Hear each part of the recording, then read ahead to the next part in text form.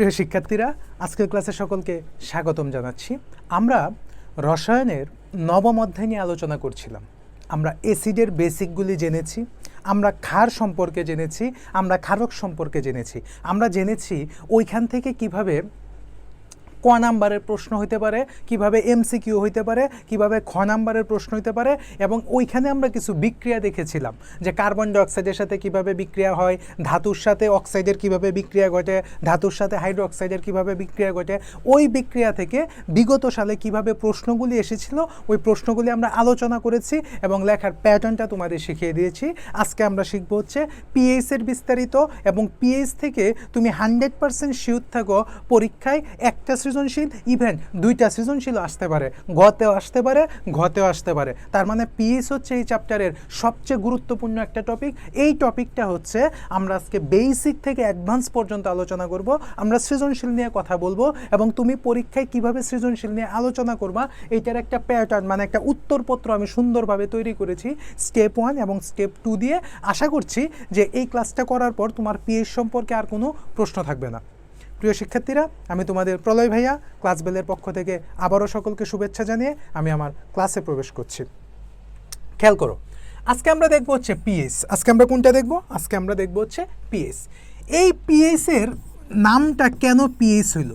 আচ্ছা, এক নম্বর কথা, পিএইচের নাম হচ্ছে পাওয়ার অফ হাইড্রোজেন বা ফুসিনেস অফ হাইড্রোজেন। আমরা বেসিক্যালি এটাকে বলি পাওয়ার অফ হাইড্রোজেন। কি বলি? Power of hydrogen. কি বলি? Power of hydrogen. কি বলি? Power of hydrogen. এটাকে কি বলা হয়? পিএইচ বলা হয়। কেমন?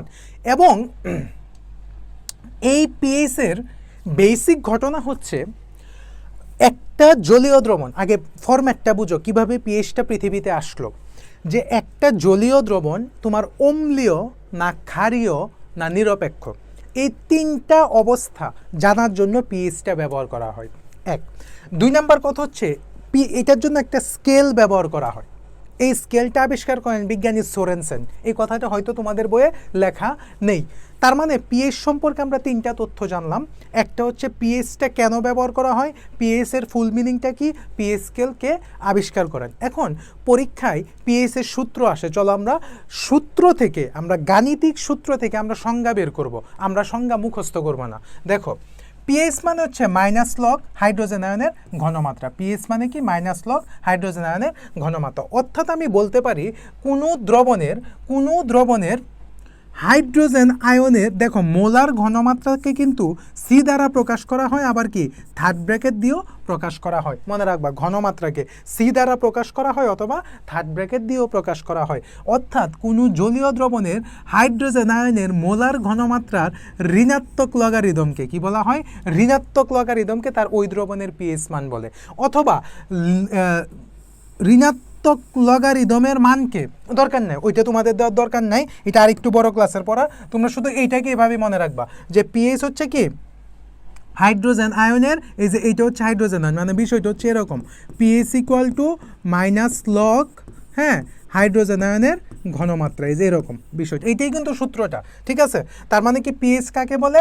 হাইড্রোজেন আয়নের মোলার ঘনমাত্রার, এই যে মোলার ঘনমাত্রার ঋণাত্মক লগারিদমকে পিএইচ বলা হয়। এই প্রশ্নটা তোমাদের ক নাম্বারে আসতে পারে যে পিএইচ কাকে বলে। আচ্ছা, এখন দেখো, এগুলি জানার দরকার নেই, এগুলি তোমাদের লাগবে না। এখন যে বিষয়টা বুঝো, ধরো তোমাকে বললো 1 লিটার বিশুদ্ধ পানিতে হাইড্রোজেন আয়নের পরিমাণ হচ্ছে 10⁻7। কত?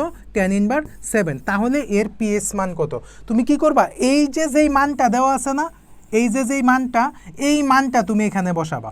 তার মানে আমি সূত্রটা লিখতে পারি pH equal to minus log H প্লাসের ঘনমাত্রা। তাহলে এইচ প্লাসের ঘনমাত্রা এখানে কত দেওয়া? -7। তার মানে কি মাইনাস লগ 10⁻7। তুমি ক্যালকুলেটারে চাপ দিবা, দেখবা আনসার 7 আসবে। এখন তোমার মনে একটা প্রশ্ন আসতে পারে যে ভাইয়া আপনি কিভাবে ক্যালকুলেটার, আপনি বললেন যে ক্যালকুলেটারে চাপ দিয়ে আমাকে আনসার 7 আনতে হবে, তাহলে আপনি চাপ না দিয়েই কি আনসার 7 কিভাবে নিয়ে আসলেন? উত্তর দেখে বসাইছেন? বিষয়টা আসলে এরকম না। বিষয়টা হচ্ছে, মনে রাখবা, পিএইচ এর ক্ষেত্রে এনটি মানটাই হচ্ছে তার আনসার। কি বললাম? পিএইচ এর ক্ষেত্রে কি এই যে এনটি মানটাই হচ্ছে তার আনসার। এখানে এনটি মান কত? 7 -7, তাহলে আনসার হচ্ছে 7। সহজ কথা। আরও কিছু মজার ট্রিক্স আছে আমি শিখাবো, যে ক্যালকুলেটর ছাড়াও কীভাবে পিএইচ এর মান বের করা যায়। আমরা আস্তে আস্তে অ্যাডভান্স লেভেলে যাব, কেমন?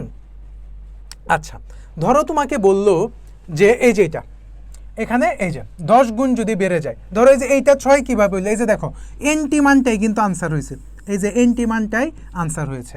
ধরো তুমি ইকুয়েশন করতেছো তোমার কাছে এরকম আসলো, এরকম ধরো 8 আসলো, তার মানে এটা আনসার হচ্ছে 8।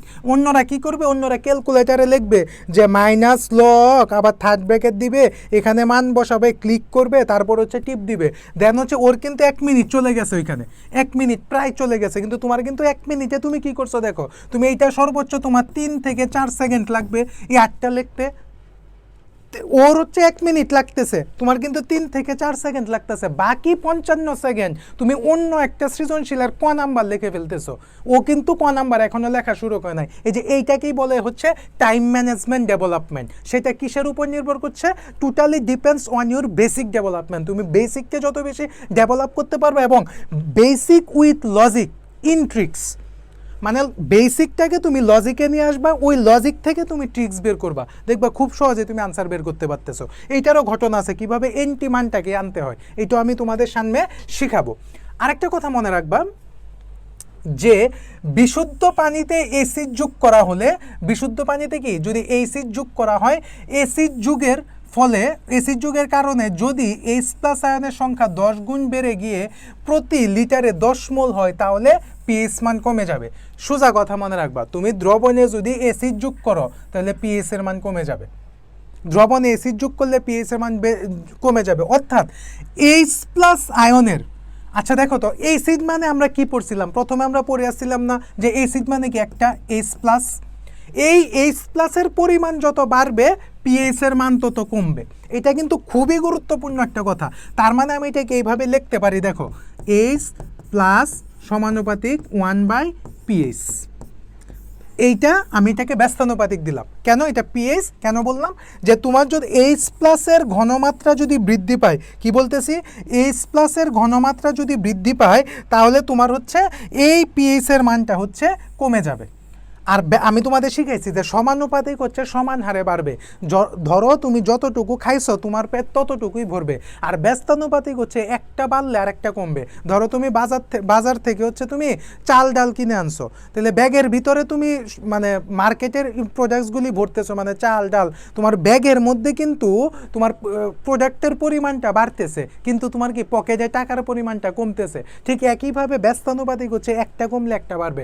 অর্থাৎ তোমার যদি হাইড্রোজেন আয়নের ঘনমাত্রা বাড়ে তাহলে পিএইচ এর মান কমে যাবে। তোমার এই বাংলা কথা তো পরীক্ষার হলে মনে নাও থাকতে পারে, বাট এই কথাটা কিন্তু পরীক্ষা তুমি এভাবে চিন্তা করতে পারো যে ভাইয়া কোনটা কমলে কোনটা বাড়বে বলছিল না, দুইটা সমান কি, এগুলি প্যাচ লেগে যাবে। বাট এই চিত্রটা কিন্তু তোমার চোখে কিন্তু বারবার ভাসবে, এই চিত্রটা কিন্তু তোমার চোখে ভাসবে যে বলছিল H+ সমানুপাতিক 1/pH, অর্থাৎ হাইড্রোজেন আয়নের ঘনমাত্রা যদি বাড়ে পিএইচ এর মান কমে যাবে। তারপরে দেখি তো কি লিখছে, তারপরের বিষয়টা দেখো, তারপরের বিষয়টা হচ্ছে এরকম, যে তারপরের বিষয়টা হচ্ছে এরকম বলছে, আবার যদি তুমি ক্ষার যোগ করো, আবার যদি হচ্ছে তুমি ক্ষার যোগ করো, এই যে বিশুদ্ধ পানিতে ক্ষার যোগ করা হয়, তবে OH বিশুদ্ধ পানির H এর সাথে বিক্রিয়া করে ওই দ্রবণে বিশুদ্ধ পানির মান কমে যাবে। এই কথা তুমি কিছুই বুঝো নাই, আমি তোমাকে বলি। এই যে আরেকটা দেখো, এই যে এনটি মানটাই কিন্তু আনসার হয়েছে, খেয়াল করছো, এই যে ট্যানের যে এনটি মান, এই এনটি মানটাই কিন্তু আনসার হয়েছে। এখন একটা সবচেয়ে সহজ জিনিস তুমি বুঝো, আমি যে কথাগুলি বললাম এই কথাগুলির বেসিক কথা হচ্ছে এরকম, তোমার ঘটনা হচ্ছে পিএইচ = log H+ আয়নের ঘনমাত্রা। একটা কথা গেল, আমরা হচ্ছে এনটি মানটাকে আনসার ধরবো, কি ধরবো, এনটি আনসার, ঠিক আছে। একটা ঘটনা দুইটা ঘটনা পাইলাম। 3 নাম্বার ঘটনা হচ্ছে পিএইচ এর, যে হচ্ছে H+ এর সাথে পিএইচ এর মানটা কি ব্যস্তানুপাতিক। এই হচ্ছে পিএইচ সম্পর্কে তোমার ম্যাথমেটিক্যাল ধারণা, যেটা তুমি পরীক্ষার খাতায় অ্যাপ্লিকেশন করতে হবে। এই গল্পগুজব কিন্তু তোমার মনে থাকবে না পরীক্ষার হলে, তোমার মনে রাখতে হবে এই 3টা কথা, এই 3টা ক্লু অবশ্যই যদি তুমি পরীক্ষার হলে মনে না রেখে যাও তাহলে কিন্তু বিপদে পড়বে। আর আজকের পিএইচ ক্লাস করার পরে তুমি তোমার বাসার সামনে একটা লিফলেট টানাবা, লিফলেটে শিখাবা এখানে পিএইচ শেখানো হয়, ঠিক আছে, মানে এরকমভাবে জিনিসটাকে আমরা সহজ করব যে তোমার বাসার সামনে তুমি লিখে দিবা এখানে পিএইচ শেখানো হয়। ঠিক আছে, ওকে। এখন দেখো এই যে পিএইচ, এই পিএইচ এর মানটা যদি 7 হয় তাহলে সেটা নিরপেক্ষ। এই কথাগুলি খাতায় লেখো, এইটার মান যদি 7 হয় তাহলে নিরপেক্ষ। পিএইচ এর মান যদি 7-এর থেকে বেশি হয়, খেয়াল করো, পিএইচ এর মান যদি এইটা হচ্ছে নিরপেক্ষ অবস্থান, খেয়াল করছো, এইটা হচ্ছে তোমার নিরপেক্ষ অবস্থান। যদি 7-এর থেকে বেশি হয় তাহলে সেটা ক্ষারীয়, তাহলে সেটা কি ক্ষারীয়। আর কিভাবে মানটান বেরোবে এগুলি সৃজনশীল সলভিংয়ের সময় আমি ক্লিয়ার করে দেব। আর পিএইচ এর মানটা যদি 7-এর থেকে কম হয় তাহলে সেটা অম্লীয়, তাহলে সেটা কি অম্লীয়। এইটা তোমাকে মনে রাখতেই হবে, এই 3টা জায়গা তোমাকে মনে রাখতে হবে, তা নাহলে কিন্তু তুমি সৃজনশীল সলভ করতে গিয়ে বিপদে পড়বা। ঠিক আছে, ইভেন আমরা যদি বইটার দিকে খেয়াল করি তাহলে আমাদের কাছে বিষয়টা ক্লিয়ার হয়ে যায়। যেমন দেখো বলে দিছে যেটার মান 7, এটাকে বলছে নিরপেক্ষ। এই যে দেখো 7-এর নিচে যারা তারা কিন্তু অ্যাসিড, ঠিক আছে, আবার 7-এর উপরে যারা তারা কিন্তু ক্ষার। এইটার নাম যে নিরপেক্ষ, বিষয়টা কিন্তু এরকম না। এটাকে অনেক সময় প্রসম বলা হয়, যে পানির পিএইচ কত, এটা কিন্তু অনেক সময় আসে পরীক্ষায়, পানির পিএইচ হচ্ছে 7। কেন? কারণ পানি হচ্ছে একটা নিরপেক্ষ যৌগ, যার কারণে পানির পিএইচ মান 7। এমসিকিউতে আসতে পারে বিশুদ্ধ পানির পিএইচ মান কত, 7, সেম কথা, প্রশ্ন ঘুরাইতে পারে। ঠিক আছে, এখন এইটা হচ্ছে বিষয়। এখানে আরেকটা বিষয় হচ্ছে এই যে দেখো এইটাকে বলা হয় হচ্ছে পিএইচ স্কেল, এটাকে বলা হচ্ছে পিএইচ স্কেল, যেটা আমি তোমাকে প্রথমে বলে আসছিলাম। এটা আবিষ্কার করেন হচ্ছে বিজ্ঞানী সোরেনসেন। এই যে এই কথাগুলি না, এই কথাগুলি তোমাকে পরীক্ষার হলে সবচেয়ে বেশি কনফিউশন তৈরি করবে। কেন? যে আমাদের বইগুলি আরও ডেভেলপ করা উচিত। এই কথাটাকে যদি আমি ম্যাথমেটিক্যালি এইভাবে লিখে দিই, স্টুডেন্টের মাথায় জিনিসটা থাকবে বেশিক্ষণ, সে পরীক্ষার হলে এটাকে বেশি অ্যাপ্লিকেশন করতে পারবে। প্রিয় শিক্ষার্থীরা, তোমরা খেয়াল করো, আমি যদি আবার বলি পিএইচ ইকুয়াল টু যদি 7 হয় তাহলে সেটা নিরপেক্ষ। আমি যদি বলি পিএইচ এর মানটা 7 থেকে বেশি হয় তাহলে সেটা ক্ষারীয়। আমি যদি বলি পিএইচ এর মানটা 7 থেকে যদি কম হয় তাহলে সেটা অম্লীয়। তার মানে আমরা পিএইচ থেকে এখন পর্যন্ত মানে অ্যাপ্লিকেশনেবল কয়টা তথ্য পাইলাম? 1টা 2টা 3টা আর একটা হচ্ছে 4টা। এই 4টা কথা যদি তোমার মাথার ভিতরে, নিউরনের ভিতরে, স্নায়ুর ভিতরে, মস্তিষ্কের ভিতরে, মাথার খুলির ভিতরে, করটির ভিতরে, করটিকার ভিতরে তুমি যদি অ্যাডজাস্ট করে রাখতে পারো তাহলে পরীক্ষার হলে তুমি বুঝতে পারবা যে তুমি কি শিখছো এগুলি। কারণ কেন? এখানে এত কথা লেখা, এগুলি পড়ে তুমি আরও কনফিউজড হয়ে যাও। কিন্তু দেখো এই পুরা কথাটাকে আমি এই 4টা পয়েন্টে নিয়ে আসছি। কেমন? ওকে, এখন দেখো পিএইচ স্কেল। দেখো পিএইচের বেসিক হিসাবটা কতটুকু দেখো তো। আমি এই জিনিসটা তোমাকে আবার একটা জিনিস দেখাই। দেখো পিএইচের বেসিক হিসাবটা কত দূর, খেয়াল করো। এই যে পিএইচ স্কেলটা না, এই যে দেখো পিএইচ স্কেলের হিসাবটা হচ্ছে 0 থেকে কতটুক 14 পর্যন্ত। পরীক্ষায় দিতে পারে পিএইচ স্কেলের মান নিচের কোনটি পিএইচ স্কেলের সীমা, পরীক্ষায় দিতে পারে। বা যারা ইংলিশ ভার্সনে what is the limitation of pH scale, কত? 0 থেকে 14। কত? 0 থেকে 14, এটা হচ্ছে পিএইচ স্কেলের সীমা। যখন তোমরা ইন্টারমিডিয়েট উঠবা, প্রথম পত্রের 4র্থ অধ্যায়ের লাস্ট টপিকের মানে আগের 2টা টপিক, মানে লাস্টের 2টা টপিক আছে, এর আগের টপিকটা হচ্ছে পিএইচ নিয়ে আলোচনা, পিএইচ পিওএইচ। এখানে খ নাম্বার একটা প্রশ্ন আসে ইন্টারমিডিয়েটে, পিএইচ স্কেলের মান কেন 0 থেকে 14-র মধ্যে রাখা হয়। এটা তোমাদের এখন জানার দরকার নাই, তোমরা শুধু ভাইয়ারা এতটুকু মনে রাখবা, পিএইচ স্কেলের সীমা হচ্ছে 0 থেকে 14। কেমন? ওকে, এখন দেখো এই কথাটাই বলছে, এই যে দেখো 0 থেকে 14 পর্যন্ত বিবেচনা করা হয়। আচ্ছা দেখো আমি সব বলে দিছি। নিরপেক্ষর মান কত? নিরপেক্ষর মান হচ্ছে 7, ঠিক আছে। এই যে ক্ষারের মান কত? 7-এর চেয়ে বেশি, তাই এটা একটু শক্তিশালী। এই কথাগুলি হচ্ছে এখানে লেখা, আর কিচ্ছু লেখা না, জাস্ট এই কথাগুলি এখানে লেখা। এখন পরীক্ষার মাধ্যমে দ্রবণের পিএইচ কীভাবে পরিমাপ করা হয় সেটা জানবে। পিএইচের পরিমাপের জন্য ইউনিভার্সাল নির্দেশক বা universal indicator, pH paper, pH metre প্রভৃতি ব্যবহার করো। এখান থেকে একটা এমসিকিউ পরীক্ষায় আসতে পারে, সেই এমসিকিউটা হচ্ছে পিএইচ পরিমাপের জন্য কোনটা ব্যবহার করা হয়, পরীক্ষায় দিতে পারে। নিচের কোনটি পিএইচ পরিমাপের জন্য ব্যবহার করা হয়? একটা ব্যবহার করা হচ্ছে ইউনিভার্সাল নির্দেশক। কি ব্যবহার করা হয়? ইউনিভার্সাল নির্দেশক। আরেকটা ব্যবহার করা হচ্ছে পিএইচ পেপার। আরেকটা কি ব্যবহার করা হয়? PH paper. আরেকটা ব্যবহার করা হচ্ছে পিএইচ মিটার। এখান থেকে এএমসিকিউটা দিতে পারে। এখান থেকে দিতে পারে যে পিএইচ এর মান কত হলে দ্রবণটি ক্ষারীয়, পিএইচ এর মান কত হলে দ্রবণটি নিরপেক্ষ, পিএইচ এর মান কত হলে দ্রবণটি অম্লীয়। তোমাকে পরীক্ষা দিতে পারে নিচের কোন সূত্রটি পিএইচ এর ক্ষেত্রে সঠিক, অথবা তোমাকে দিতে পারে যে এখানে যদি হাইড্রোজেন আয়নের ঘনমাত্রা বাড়ানো হয় তাহলে পিএইচ এর মান কি কমে যাবে না বেড়ে যাবে, এই তথ্যের ভিত্তিতে নিচের কোনটি সঠিক। দেখো এখান থেকে আমরা কিন্তু বেসিক ডেভেলপ করে ফেলছি, তোমাকে এমসিকিউ ভালো করতেই হবে। এমসিকিউ হচ্ছে তোমার বেসিক, তুমি বেসিক যত শক্ত করবা তোমার সৃজনশীল তত ভালো হবে, তুমি সহজে উদ্দীপক ধরতে পারবা। দেখো আমি কিন্তু কোনো গল্পগুজব বলতেছি না, তোমাকে টু দ্য পয়েন্টে কীভাবে উদ্দীপক ধরতে হবে, কীভাবে এমসিকিউ সলভ করতে হবে, কীভাবে সিকিউ সলভ করতে হবে, কীভাবে প্রশ্নটা আসতে পারে, এইখান থেকে কীভাবে পরীক্ষার প্রশ্ন হইতে পারে সেই জায়গাগুলি নিয়ে কথা বলতেছি। তাই কাজেই এগুলি সব প্রোডাক্টিভ ক্লাস অথবা ইফেক্টিভ ক্লাস আমরা বলতে পারি, ঠিক আছে। এখন খেয়াল করো ইউনিভার্সাল নির্দেশক।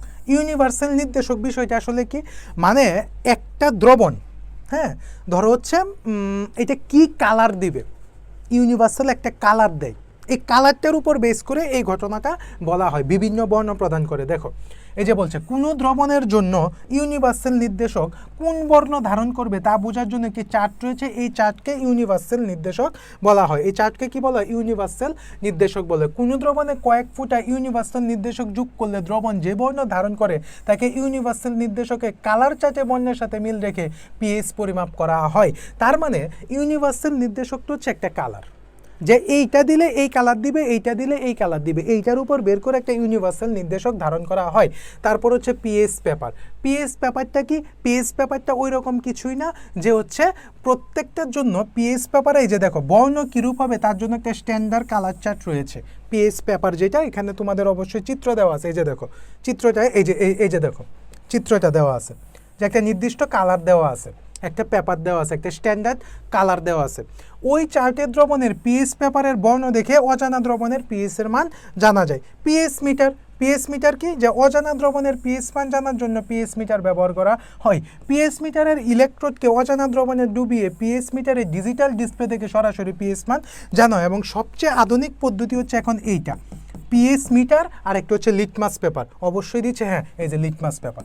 পিএইচ মিটার এবং লিটমাস পেপারটা হচ্ছে সবচেয়ে আধুনিক। এই যে যেই ব্যাখ্যাগুলি আমরা পাইছি, যে দেখো কম হলে লিটমাস পেপার লাল হয়, 7-এর বেশি হলে লিটমাস পেপার নীল হয়। আসলে বিষয়টা কিন্তু এরকম যে এই যে নীলা মানে অ্যাসিড কি করে, নীল লিটমাসকে লাল করে। এই যে এই ঘটনাটা হচ্ছে এখানে বলছে যে 7-এর থেকে কম মানে তো অ্যাসিড, এই যে দেখো লাল হয়ে গেছে, এই যে লাল হয়ে গিয়েছে।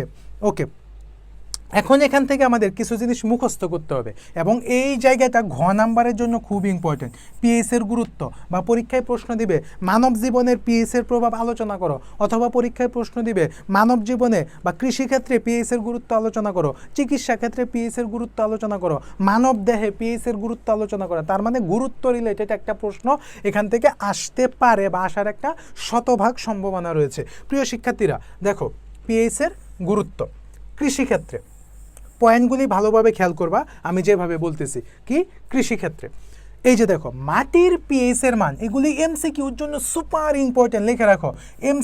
এমসিকিউর জন্য কি super important, SI super important. দেখো মাটির পিএইচ এর মান 6 থেকে 8-এর মধ্যে হলে সবচেয়ে ভালো। পরীক্ষায় প্রশ্ন দিবে যে মাটির পিএইচ কত হওয়া বাঞ্ছনীয়, 6 থেকে 8। মাটির পিএইচ কত হইলে ভালো, 6 থেকে 8 হইলে ভালো।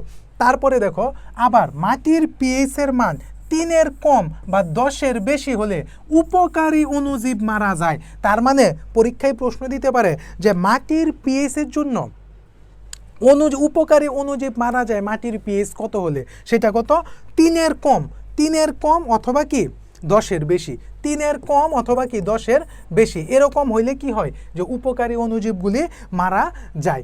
মনে রাখবা মাটির পিএইচ কমে গেলে পরিমাণ মতো চুন, ক্যালসিয়াম অক্সাইড ব্যবহার করা হয়। আবার মাটির পিএইচ যদি বেড়ে যায় তাহলে পরিমাণ মতো হচ্ছে অ্যামোনিয়াম সালফেট, অ্যামোনিয়াম ফসফেট, যেটাকে আমরা অ্যামোনিয়াম ফসফেট ইত্যাদি ব্যবহার করলে মাটির পিএইচ কমানো যায়। প্রিয় শিক্ষার্থীরা এইখান থেকে পরীক্ষায় প্রশ্ন আসার মতো 3টা প্রশ্ন আমরা 4টা প্রশ্ন আমরা পেয়েছি। মানে এমসিকিউ আসার জন্য 1 নম্বর প্রশ্ন হচ্ছে মাটির পিএইচ কত হওয়া ভালো, মাটির পিএইচ 6 থেকে 8 হওয়া ভালো। পরীক্ষায় প্রশ্ন আসতে পারে মাটির পিএইচ কত হলে অণুজীবগুলি মারা যায়, একটা হচ্ছে 3-এর নিচে আর 10-এর উপরে হলে অণুজীবগুলি মারা যায়। পরীক্ষায় প্রশ্ন আসতে পারে মাটির পিএইচ যদি কমে যায় তাহলে কোনটি ব্যবহার করা হয়, পিএইচ কমে গেলে কি ব্যবহার করা হয়, ক্ষার ব্যবহার করা হয়, সেটা হচ্ছে কি ক্যালসিয়াম অক্সাইড ব্যবহার করা হয়। পরীক্ষায় প্রশ্ন আসতে পারে মাটির পিএইচ বেড়ে গেলে কি ব্যবহার করা হয়? একটা হচ্ছে অ্যামোনিয়াম সালফেট ব্যবহার করা হয়, আর একটা হচ্ছে অ্যামোনিয়াম ফসফেট ব্যবহার করা হয়। অ্যামোনিয়াম সালফেট একটা ব্যবহার করা হয়, আর একটা কি অ্যামোনিয়াম ফসফেট ব্যবহার করা হয়। ঠিক আছে, ফসফেট ব্যবহার করা হয়। এই চারটা হচ্ছে এখান থেকে এমসিকিউ আসতে পারে। ঠিক আছে, তারপরে দেখো এখন কয়েকটা পিএইচ তোমাকে মনে রাখতে হবে। এর মধ্যে স্পেশালি হচ্ছে এইটা খুবই তোমার এটা দরকার নাই, এইটা তোমাকে মনে রাখতে হবে। আর হচ্ছে যে ত্বকের পিএইচ, দেখো আমাদের মানুষের ত্বকের পিএইচ হচ্ছে এইটা মনে রাখার দরকার নাই, শুধু এটা মনে রাখবা 5.5। আমি বলে দিচ্ছি, ত্বকের পিএইচ হচ্ছে 5.5, তারপরে রক্তের পিএইচ হচ্ছে 7.4, অগ্নাশয়ের পিএইচ কিন্তু হচ্ছে কি 8.1, শুধু এই 8.1, মূত্রেরটা দরকার নেই। ঠিক আছে, এই তিনটা মনে রাখলে হবে। এখন তোমাকে আমি বলি, পরীক্ষায় প্রশ্ন দিতে পারে যে প্রসাধনী সামগ্রীতে, পরীক্ষায় প্রশ্ন দিতে পারে কি প্রসাধনী সামগ্রীতে যে পিএইচের মান কেন 5.5 রাখা হয়, প্রশ্নটা দিতে পারে খ নাম্বারে। যদি প্রশ্নটা টিচার চিন্তা করে একটু অ্যাডভান্স লেভেলে করবে, তখন সেই প্রশ্নটা দিয়ে দিতে পারে। প্রিয় শিক্ষার্থীরা, তোমরা খেয়াল করো, যাদের গার্লফ্রেন্ড আছে, গার্লফ্রেন্ডকে ফেস ওয়াশ ইউজ করো, মানে ফেস ওয়াশ গিফট করো, তারপরে হচ্ছে কি স্নো গিফট করো, তারপরে হচ্ছে লিপস্টিক গিফট করো, তারপরে বডি স্প্রে গিফট করো, এরকম গিফট করবা। মানে গিফট করলে মানে কি মানে আয়নিক বন্ধনটা আর একটু দৃঢ় হয়, কারণ রসায়ন মানেই হচ্ছে বন্ধন। ঠিক আছে, ঠিক একইভাবে তুমি খেয়াল করবা, তুমি যে গিফট করতেছো, গিফট করার সময় হচ্ছে তুমি হচ্ছে এটা হাতে নিবা। ধরো তুমি একটা আজকে ফেস ওয়াশ গিফট করবা, বিভিন্ন লরিয়াল আছে বা এরকম ব্লা আছে, তুমি ফেস ওয়াশটা নিবা। নেওয়ার পর তুমি ফেস ওয়াশটা উল্টাইবা, উল্টায় দেখবা এইটার পিএইচ মান 5.5 কিনা। ওইখানে কিন্তু একটা তোমার গ্রেডিয়েন্টসগুলির মান দেওয়া থাকে, তুমি দেখবা পিএইচ মান 5.5 কিনা। যদি পিএইচ মান 5.5 হয়, যদি পিএইচ মান 5.5 হয়, তাহলে ওইটা তুমি তোমার গার্লফ্রেন্ডকে গিফট করবা। আর যদি পিএইচ মান যদি পিএইচ মান 5.5 না হয়, যদি 5.5-এর থেকে বেশি হয়, আর এটা যদি তুমি তোমার গার্লফ্রেন্ডকে ইউজ করতে দাও বা গিফট করো, ওর মুখ কিন্তু পুইরা টুইরা ছাই হয়ে যাবে পুরা। ঠিক আছে, মানে হচ্ছে একবারে মুখ হচ্ছে মানে ফসকা পড়ে যাবে। কারণ কেন? কারণ আমাদের ত্বকের পিএইচই তো 5.5। আমার এই ত্বকটা 5.5 পর্যন্ত নিতে পারে, এর বেশি নিতে পারে না। যদি তুমি এর বেশি দাও, আমার ত্বক নষ্ট হয়ে যাবে। তখন দেখবা জেলও কাটতে হইব, আর বাকি যা বললাম না, ব্রেকআপ টেকআপ তো এগুলি সব হবে। দেখো, রসায়ন ছাড়া কিন্তু রিলেশন আসল। চিন্তা করছো যে রসায়ন জীবনের প্রত্যেকটা জায়গায় আছে, প্রত্যেকটা জায়গায় তোমার রসায়ন লাগবে। এই যে দেখো, তুমি যে গিফট করবা, ওইখানেও রসায়ন আছে। তো কাজেই আমরা রসায়নকে ধারণ করেই জীবনের অনবদ্য পথে, অনন্য যাত্রায় সবসময় এগিয়ে যাব। ঠিক আছে, আর রক্তের পিএইচ কত? রক্তের পিএইচ হচ্ছে 7.4। রক্তের পিএইচ কি 7.4। ওকে, জীবদেহে বিভিন্ন রাসায়নিক বিক্রিয়া পিএইচ। এই যে দেখো, প্রসাধনী সামগ্রী দেখছো চলে আসছে, আমি বলার আগেই চলে আসছে। এই যে দেখো, তুমি বেসিক যদি বুঝো, দেখো এটা তোমার মুখস্থ করতে হচ্ছে না। এই যে ত্বকের পিএইচ 5.5, আমি কি বললাম? আমি কিন্তু এই জায়গাটা দেখি নাই, 5.5। এখন যদি টিচার খ নাম্বারে প্রশ্ন দেয় যে প্রসাধনী সামগ্রীর পিএইচ কেন 5.5 রাখা হচ্ছে, কারণ আমার ত্বকের পিএইচ হচ্ছে 5.5। আমি যদি এর থেকে বেশি পিএইচ যুক্ত প্রসাধনী সামগ্রী ত্বকে ইউজ করি, তাহলে আমার ত্বক পুড়ে যাবে। তার জন্যই আমি এই যে উদাহরণগুলি দিলাম, একটু নেগেটিভ পজিটিভ মিলাইয়া দিলাম, আমরা সব কিছু পজিটিভভাবেই নিব। কেমন? ওকে, তারপরে দেখো, এই যে এই কথাগুলি এখানে বলছে, এই যে দেখছো, তাই প্রসাধনী সামগ্রীর পিএইচ 4.8 থেকে 5.5 থাকা বড় সুপার ইম্পর্টেন্ট খ নাম্বারের জন্য, যে প্রসাধনীর পিএইচ কেন 5.5 থাকতে হয়। এই প্রশ্নগুলি তোমাদের আইডেন্টিফিকেশন করে দেয় না, একটু প্র্যাকটিক্যালি মিলাই দিলেই কিন্তু পরীক্ষার মধ্যে তুমি এখানে 2-2, কিন্তু এগুলি তোমাদের করে দেওয়া হয় না, কিন্তু আমরা করে দিচ্ছি। তুমি খেয়াল করো, প্রত্যেকটা জায়গায় আমি সিকিউ নিয়ে কথা বলতেছি, এমসিকিউ নিয়ে কথা বলতেছি। ঠিক আছে, এখন পিএইচ থেকে বেসিক প্রশ্নটা কী হয়? পিএইচ থেকে বেসিক প্রশ্নটা হয় হচ্ছে ঘ নাম্বারে, অথবা ঘ নাম্বারে একটা উদ্দীপক দিবে, ঘ নাম্বারে প্রশ্ন দিবে দ্রবণটি অম্লীয় হবে না দ্রবণটি ক্ষারীয় হবে। ঠিক আছে, আমরা অনেকগুলি সৃজনশীল দেখাবো। এই যে দেখো কতগুলি প্রশ্ন আসছে। এই যে দেখো বলছে যে চিত্র 2 এবং চিত্র 3-এর মধ্যে দ্রবণের মিশ্রিত অবস্থায় পিএইচ এর প্রকৃতি কী হবে? এই পিএইচ এর প্রকৃতি বলতে তোমার কাছে বোঝানো হয়েছে পিএইচটা অম্লীয় হবে না ক্ষারীয় হবে। আগে প্রশ্নগুলি দেখাই, তারপর আমি সলভিংয়ে যাচ্ছি।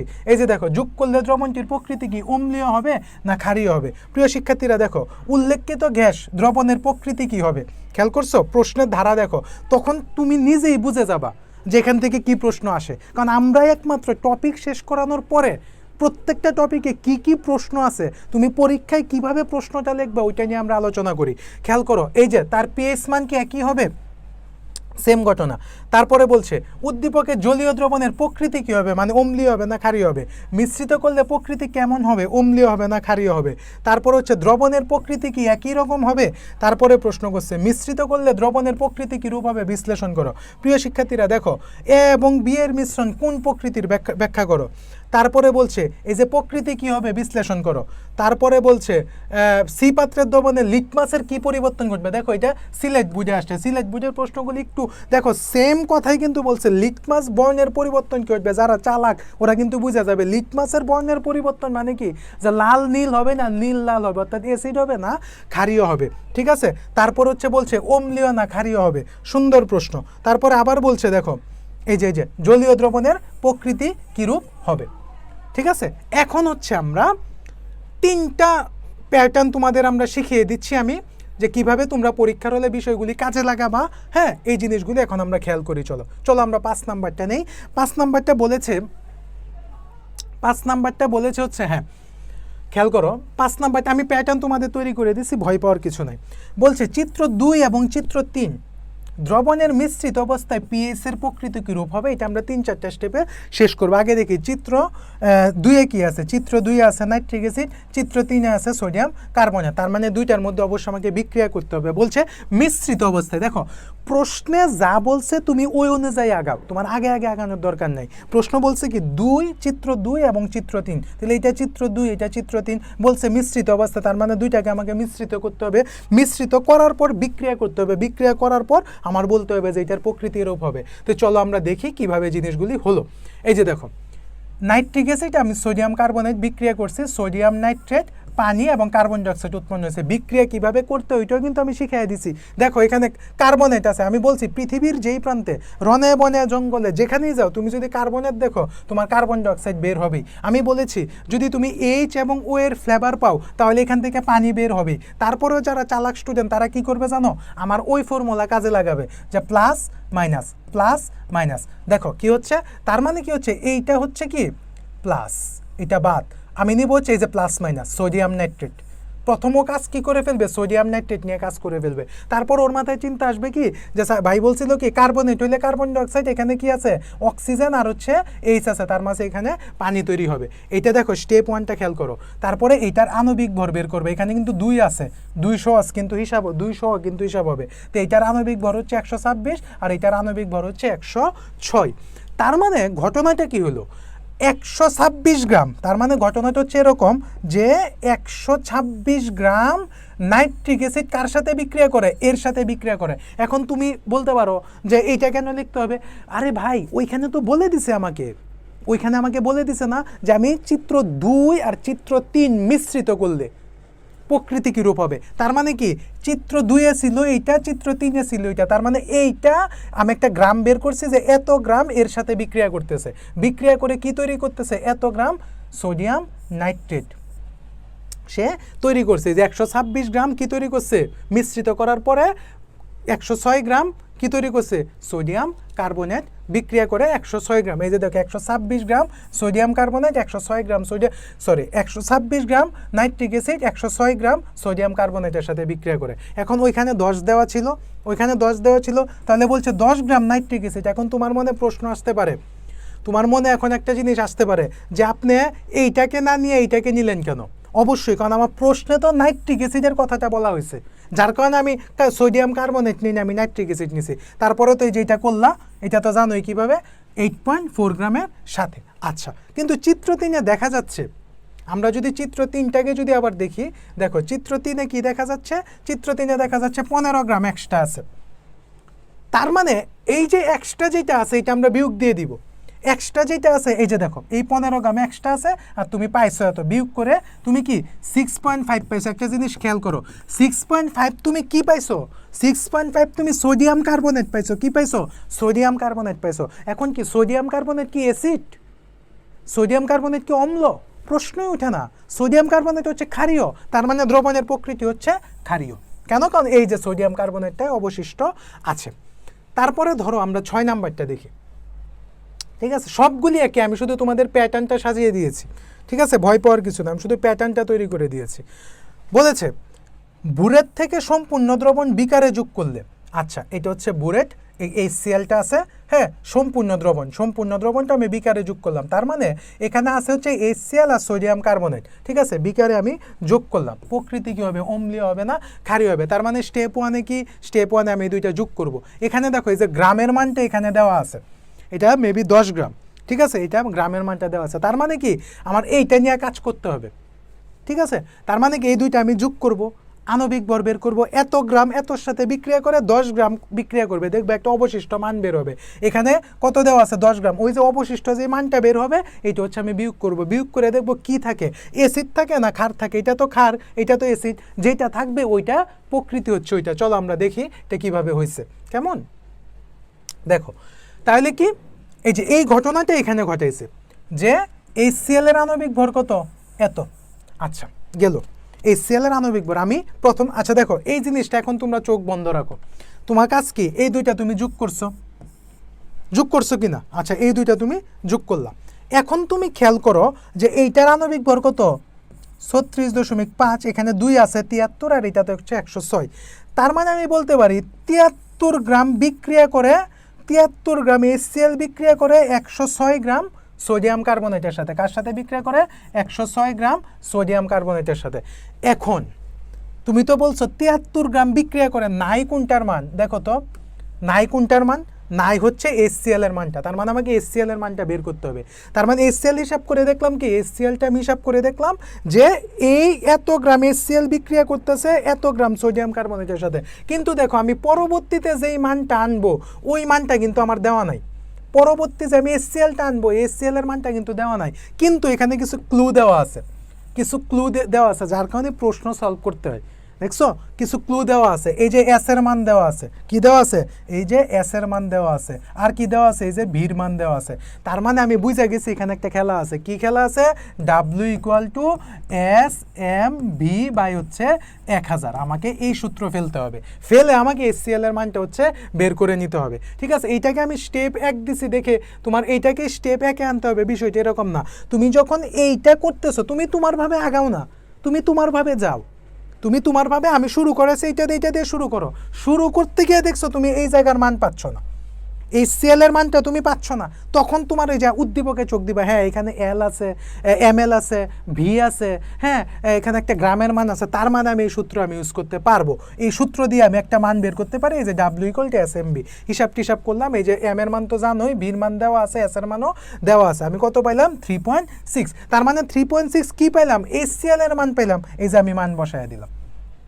মান বসায় দেওয়ার পর আমি দেখলাম যে এত গ্রাম হচ্ছে সোডিয়াম কার্বনেট অবশিষ্ট থাকে, এত গ্রাম কি থাকে, সোডিয়াম কার্বনেট অবশিষ্ট থাকে। কিন্তু চিত্রের মধ্যে আমি কি দেখতেছিলাম, 109 দাঁড়াও 1 মিনিট, এটা কত ছিল সোডিয়াম কার্বনেট, হ্যাঁ এটা 109, লেখাটা এখানে দেখা যায় না, 109 ছিল। আর তুমি এক্সট্রা কি পাইছো, এক্সট্রা কত পাইছো, মানটা পাইছো হচ্ছে 5.3। তাহলে এই যে এটা 109 কেন দিছে, এটা তো হবে হচ্ছে 10। ঠিক আছে, কারণ কেন বললাম এটা 10 হবে, এটা তো দেওয়া আছে, এই যে দেখো এটা 10 হবে, কারণ ওইখানে 10 দেওয়া না, 109 না। ঠিক আছে, এটা হচ্ছে 10 গ্রাম সোডিয়াম কার্বনেট আছে। তাহলে তুমি মান কত পাইছো, মান পাইছো হচ্ছে এইখানে তুমি পাইছো হচ্ছে 5.3। তার মানে তুমি 10 থেকে 5.3 বিয়োগ দাও, তাহলে কি এইটা কি অবশিষ্ট আছে না, শূন্য তো হয় নাই। এখন যেইটা অবশিষ্ট আছে এটা কি সোডিয়াম কার্বনেট না, এইটাই তো সোডিয়াম কার্বনেট। তাহলে সোডিয়াম কার্বনেটটা কি অম্লীয় না ক্ষারীয়, অবশ্যই সেটা ক্ষারীয়। তার মানে এই অবশিষ্ট থাকায় এটা প্রকৃতি কি হবে, ক্ষারীয় হবে। চলো আমরা আরেকটা প্রশ্ন সলভ করি, সবগুলি সলভ করাইয়া দিলাম মোটামুটি, ঠিক আছে, কঠিনগুলি সলভ করাইয়া দিলাম। বলছে উদ্দীপকের গ্যাস দুইটি জলীয় দ্রবণের প্রকৃতি, উদ্দীপকের গ্যাস দুইটা কি, একটা হচ্ছে এ হচ্ছে অ্যামোনিয়া আর বি হচ্ছে কি কার্বন ডাইঅক্সাইড।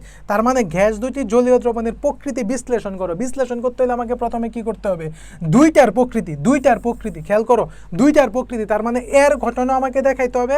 এখন এই জায়গায় একটা খেলা আছে, তোমাকে বলছে কি দুইটার প্রকৃতি না, ভালোভাবে খেয়াল করো, এখানে কি বলছে আমাকে, দুইটার প্রকৃতি বলছে, কি বলছে, জলীয় দ্রবণে, খেয়াল করো খেয়াল করো খেয়াল করো খেয়াল করো, এই যে দেখো জলীয় দ্রবণের দুইটার প্রকৃতি, তার মানে এক গ্যাসটা কি, এক গ্যাসটা হচ্ছে অ্যামোনিয়া, এক গ্যাসটা কি, এক গ্যাসটা হচ্ছে অ্যামোনিয়া, তার মানে অ্যামোনিয়া লেখলা। কি বলছে জলীয় দ্রবণে, তার মানে এটার সাথে পানি দিতে হবে। এটা হচ্ছে কি এর ঘটনা, বির ঘটনা কি কার্বন ডাইঅক্সাইড, এইটারও জলীয় দ্রবণ, তার মানে কার্বন ডাইঅক্সাইডের সাথে আমি পানি দিব, ঠিক আছে, এটা হচ্ছে বির ঘটনা। তার মানে আমাকে বলতে হবে এতে আমি এইটা পাইছি, বিতে আমি এইটা পাইছি। চলো দেখি কিভাবে বিষয়টা হয়েছে। এই যে দেখো অ্যামোনিয়ার সাথে প্রথম পানি দিছো, তোমার কি তৈরি হয়েছে অ্যামোনিয়াম হাইড্রোক্সাইড, তারপরে এটাকে আলাদা করছো। তাহলে এই যে দেখো অ্যামোনিয়াটাকে আলাদা করছো আর হাইড্রোক্সাইডকে আলাদা করে দিছো, দরকার নেই, এটা হাইড্রোক্সাইডকে আলাদা করে দিছো। এখন দেখো এইটাকে তুমি যদি ভাঙো তাহলে তুমি কি পাচ্ছ, এইটা প্লাস এটা মাইনাস, তার মানে তুমি পাচ্ছটা কি ওএস পাচ্ছ না, ওএস পাওয়ার অর্থই তো ক্ষারীয়, এইটার জন্য তুমি পাবা হচ্ছে 2। তারপরেরটা দেখো কার্বন ডাইঅক্সাইডের সাথে তুমি পানি দিছো, তাহলে কি হবে বাইকার্বনেট, এই বাইকার্বনেটটা তুমি ভাঙো, একটা H প্লাস পাবা আর একটা পাবা কি, যেহেতু H2 আছে তার মানে H, এইটা তার মানে কি এখানে H প্লাস পাইছো না, H প্লাস মানে কি অ্যাসিড, তার মানে এটা হবে হচ্ছে ক্ষার, বিটা হবে হচ্ছে অ্যাসিডীয় বা অম্লীয়, ফিনিশ। এরপরে দেখো সেম সব একই রকম, এরপরে তুমি তাকাও সব একরকম, সব একরকম, এই যে দেখো সব একরকম। এই যে পানিতে চালনা করলে যে দুইটি দ্রবণ তৈরি হবে, তার মানে একে তুমি পানিতে নিবা, মানে পানির সাথে বিক্রিয়া করাবা, বিকে পানির সাথে বিক্রিয়া করাবা, বিক্রিয়া করে দেখবা কি হয়। ওই যে ওইটা পড়াইলাম, যে ওই যে এখন যে মাত্র যেটা পড়াইলাম, এই যে পানি দিয়ে আলাদা করে নিতে হবে। তারপরে দেখো বিকার দুইটি মিশ্রিত করলে, তার মানে কি HCl আর KOH দুইটা মিশ্রিত করবা, দুইটার আণবিক ভর বের করবা, এ এত গ্রামের সাথে বিক্রিয়া করে, এত গ্রামের সাথে বিক্রিয়া করে, তারপর দেখবা একটার মান পাও কিনা, যদি না পাও তাহলে তো এই যে W ইকুয়াল টু কি, W ইকুয়াল টু SmV/1000, এই সূত্র তোমাকে ফেলে মানটা বের করে বসায় দিতে হবে। সেম ঘটনা, এই যে দেখো প্রকৃতি একই রকম কিনা, এ এবং বি, এই যে এ এবং বি দুইটা মিলাবা, এ কি ক্যালসিয়াম কার্বনেট, বি কি, বি হচ্ছে অক্সিজেন, দুইটা হচ্ছে মিলাবা, সেম কোন প্রকৃতির হবে, সেম ঘটনা, এ এবং বি মিশ্রণ, এ মিলাবা KOH আর নাইট্রিক অ্যাসিড, দুইটা মিলায় বিক্রিয়া করবা।